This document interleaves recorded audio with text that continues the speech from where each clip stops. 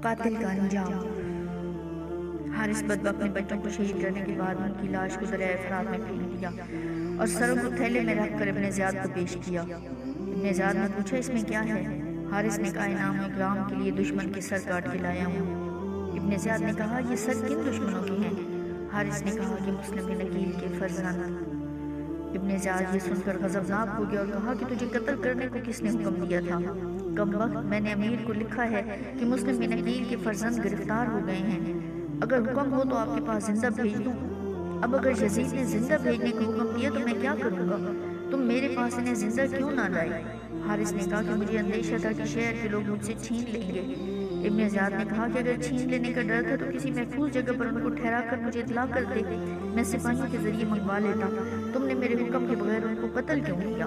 پھر ابن زیاد نے مجمع پر نظر ڈالی اور ایک شخص جس کا نام مقاتل تھا اسے کہا کہ اس کمبخت کی گردن اڑا دو۔ چنانچہ حارث کی گردن اڑا دی گئی اور دنیا اور آخرت کا خسارہ پانے والوں میں ہو گیا۔ ایک روایت میں بیان کی جاتا ہے کہ مرنے سے پہلے جب مقاتل اسے گلیوں میں اسی طرح گھسیٹتا ہوا لے جا رہا تھا جس طرح اس نے معصوم بچوں کو گھسیٹا تھا، تو حارث منتیں کر رہا تھا کہ مجھے اس قدر ذلیل نہ کرو اور چھوڑ دو۔